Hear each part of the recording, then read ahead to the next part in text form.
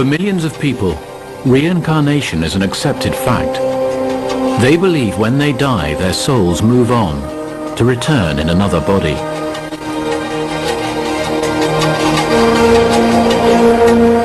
We are making huge strides in unlocking the secrets of memory and brain. But for scientists, the soul is a difficult concept. It's very hard to scientifically prove anything that is related to what is a soul. Can this child really be the dead wife of this man?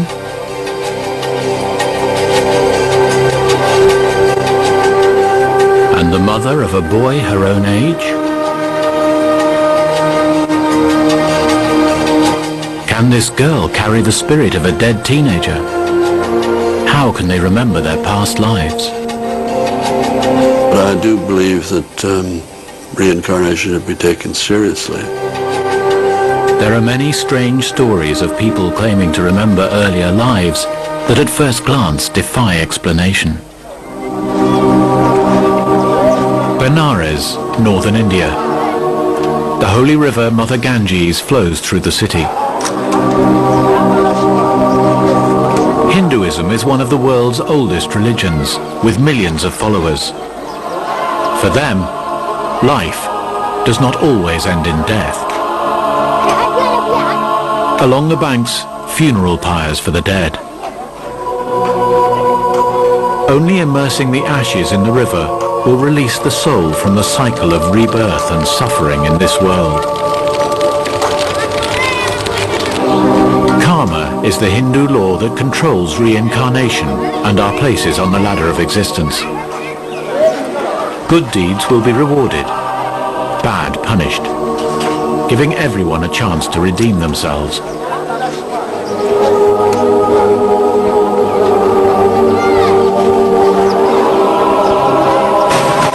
The priests believe it offers comfort. जैसे सूर्य है, सूर्य की किरणें अनंत हैं। अब वो सूर्य Who can count the sunbeams? The sun is a source of endless beams. There are so many souls. The light begins to die, but their souls come back again and again.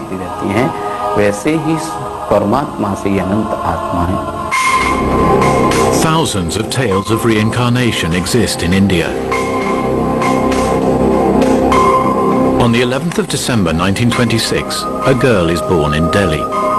For Hindus, she was to become living proof of their beliefs. Her name was Shanti Devi. Until the age of 4, she never spoke. When she did, her first words were explosive. She told her mother that her home was not in Delhi, but in a town called Matra, 140 kilometers away. She had lived there in her past life. Her name was Lugdi, and her husband was a man called Kedarnath Chobe.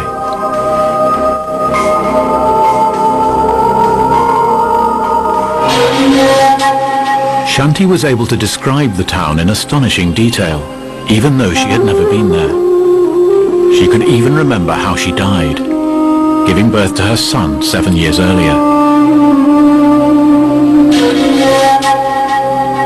For 2 years, Shanti's parents dismissed her words as fantasy. In the end, her mother decided she could no longer ignore her daughter's vivid descriptions.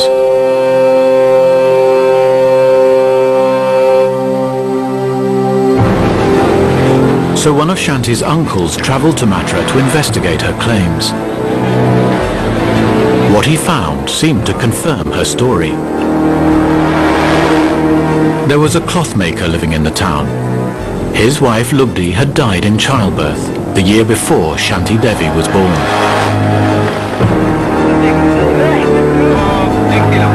His name was Kedarnath Chobe. Was Shanti his wife reborn?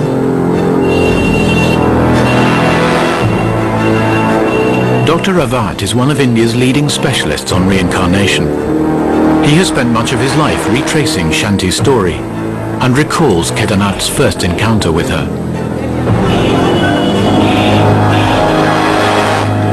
when Kedarnath came to Delhi, and there were a lot of people very curious to know whether Shanti had been talking all nonsense or there is truth in it. But when in the morning Kedarnath very openly and clearly stated that I am 100% convinced she is Rugdi, the whole thing spread like fire, and hundreds and hundreds people used to come to see this child. In the 1930s, India was in turmoil as the country struggled for independence from British rule.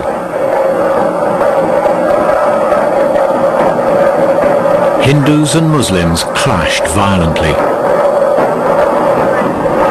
Mahatma Gandhi, a Hindu, was seeking a peaceful solution. He moved Devi's story center stage in the wider struggle. At the same time, India has many people from many other religions also. They said that it is, the whole story is a propaganda done by Hindus in order to promote their religion. In 1935, Gandhi asked for Shanti Devi to be brought to him. Shanti told me when she was narrating her incidences that she still remembered, even at the age of 62, that she felt the bones of Gandhi when she was sitting in his lap. For Hindus, she was living proof that their laws controlled human destiny. By 1935, Shanti's story was a national sensation, and Gandhi appointed a commission to investigate her claims. A team of politicians, scientists and journalists took Shanti to Mathura.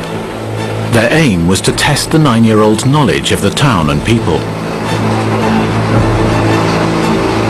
Would Shanti pass?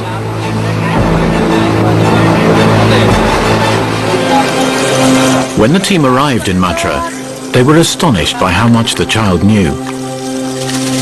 She answered many questions correctly, although several she got wrong.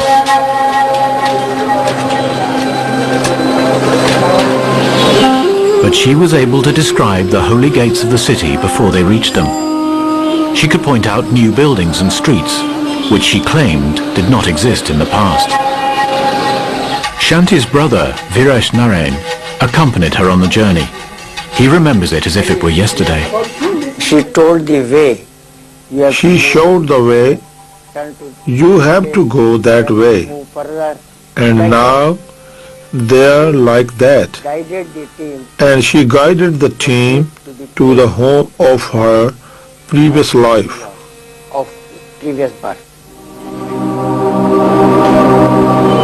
Outside the clothmaker's shop, Shanti Devi met Namanda Bay, who would have been her sister in her past life.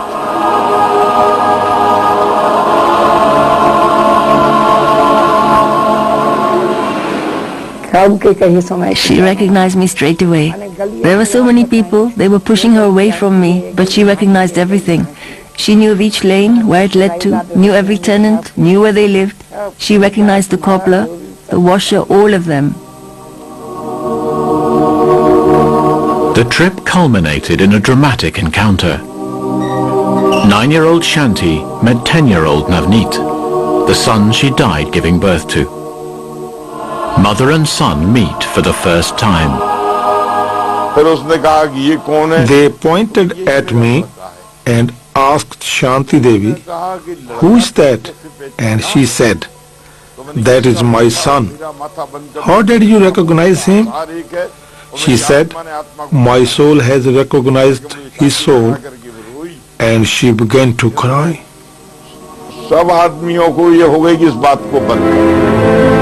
For the commission, this was final proof. Their report concluded that if science and religion could meet on a common ground together, they could unlock the miracle of reincarnation. The case is of worldwide importance, with direct effect on mankind. We ask all scientists to help us find a conclusion. But what could science contribute to such an unscientific debate? In America, the McGovern Institute for Brain Research tries to unlock the mysteries of human memory. Nobel Prize winner Professor Philip Sharp heads up the unit.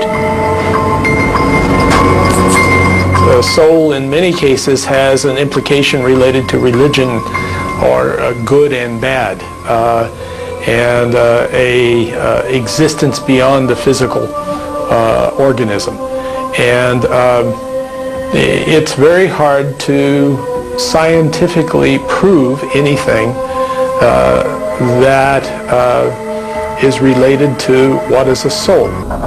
In 1987, Shanti Devi died at the age of 62. 4 days before her death, she gave her final interview to Dr. Avat. What do you expect from your future? I think that I will reach salvation in the future. Everybody has to go through the highs and lows of birth and rebirth.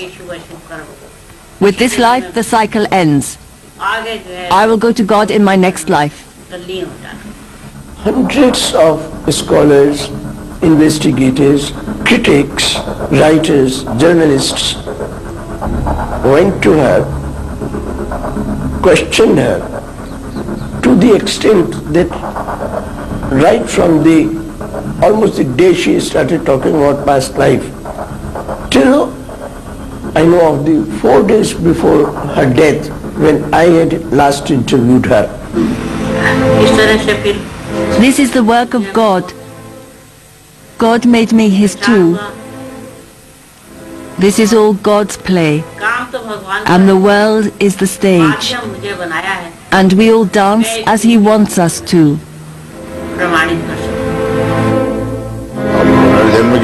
It says in the Holy Scriptures that reincarnation exists.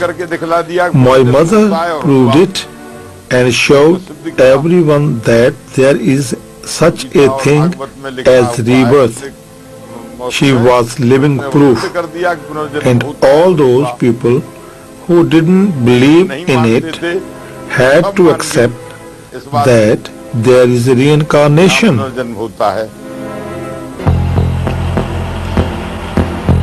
The University of Charlottesville in Virginia. Here in the Personality Studies Division, modern science is coming head-to-head with the mystical beliefs of reincarnation. The unit tries to establish hard evidence of the truths behind the stories such as Devi's. They use the information to assess the potential applications in understanding the human personality.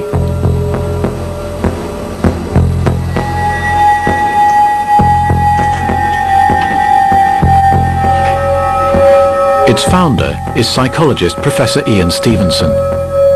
For over 40 years he has travelled the world tracking down those children who claim to be able to recall a past life. Over this long period, he believes that a significant pattern has emerged in many countries. Individually, the cases of these little children seemed weak, but when you looked at them as a whole, they showed me certain uniformities. Very young age of the children, 2 to 5, and then the tendency for the children to forget when they were 7 or 8. What began as a personal interest developed into a fully funded research project, which is still struggling to find the truth. There are over 2,000 cases of alleged rebirth from around the world in Stevenson's filing system, but incontrovertible proof is hard to pin down. Well, my conclusion so far is that for the strongest cases, reincarnation is the best, but not the only explanation. We don't have any perfect case. They all have some flaw.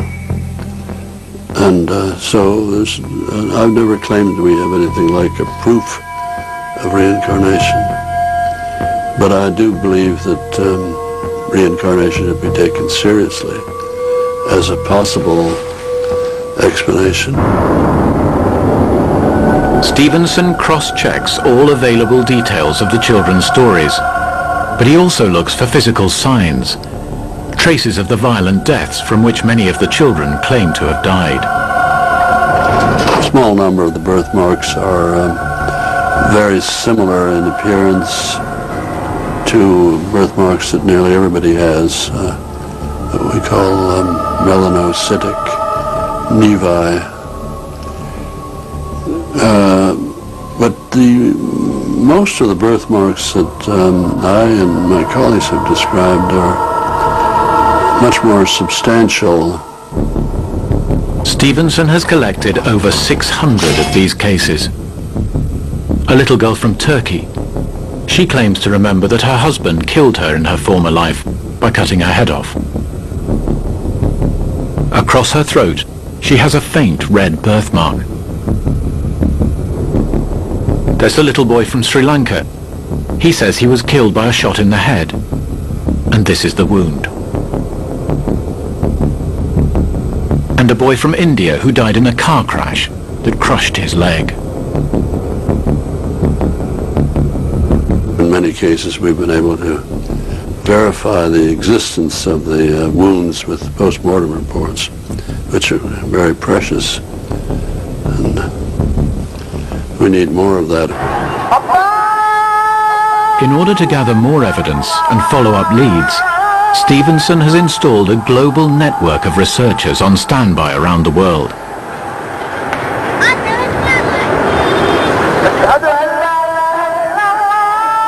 In 2003, in southern Turkey, a curious case came to light.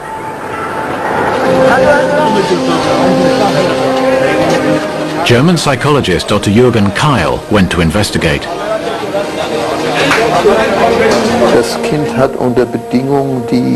Under circumstances that I would call good, the child was able to give me information that, in my opinion, could not possibly have come from her current life.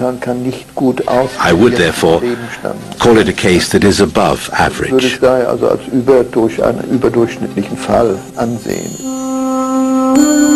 In 1998, a young Turkish girl, Atra Kapi, died of brain injuries in a car crash in her home of Antakya.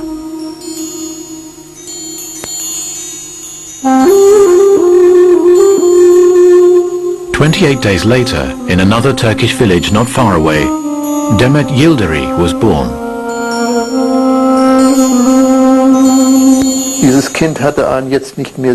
This child had a birthmark that has now faded, and we certainly can't say that it was definitely connected to the accident, but it is the same place where Atra was fatally injured.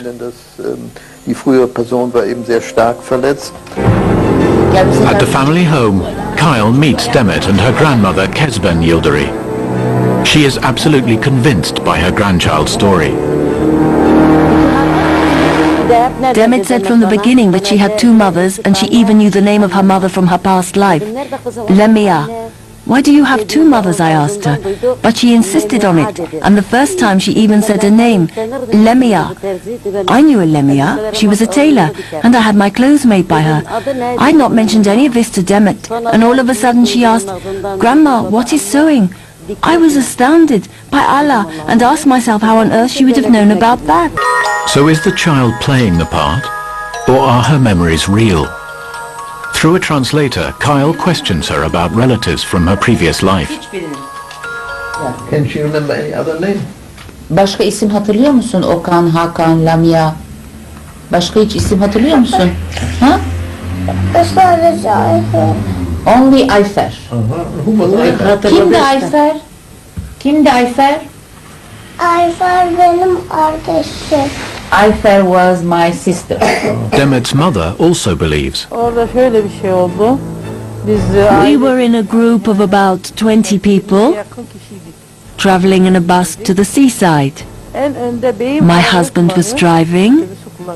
My brother Mehmet was with us as well. Demet was sitting in between us. 10 kilometers before Çevlik, she suddenly got very upset. She was shaking and crying. Demet orada çok kötü bir şekilde daldı. My brother put his arm around her and asked what on earth was going on. Mehmet abim hemen sardı böyle Demet'i dedi. Her voice was trembling and she was terrified. She said, "This is where we had the accident." Burada kaza yaptı. Her mother supports the little girl, and Demet is sticking to her story. Ben çevikte. Sen de nereden biliyorsun Çevlik'te öldüğünü? Ha? Kim dedi sana Çevlik'te öldü? She said she died in Çevlik. So I asked her, who told you that you died in Çevlik? She said, I know myself. And lawyer Champi Ransom to examine his methods and findings. I worked there for about 3 years, 70 to about 73, but less than 3 years. And it was interesting because we were studying whether these amazing phenomena were actually real, and I think trying to study it in a serious way, not just accepting it or rejecting it, but trying to find out whether there was any evidence for these things. Ransom examined the method and conditions under which children were interviewed. He analyzed how objective the questioning had been to see if they could have been given subtle cues and hints. But for Stevenson, the idea that our personalities could stretch back beyond one lifetime raises curious questions about human behavior. Conventional psychology believes our personalities are shaped by genetic and environmental influences, by nature and nurture. Stevenson believes there are children whose behavior can't be explained by either, and whose memories must be inherited in some way. I think there must be some vehicle in which conveys the memories of events and the habits of behavior and the birthmarks and birth defects when these occur. They can't, I think, just occur from one to the other instantly. There must be some intermediate carrier.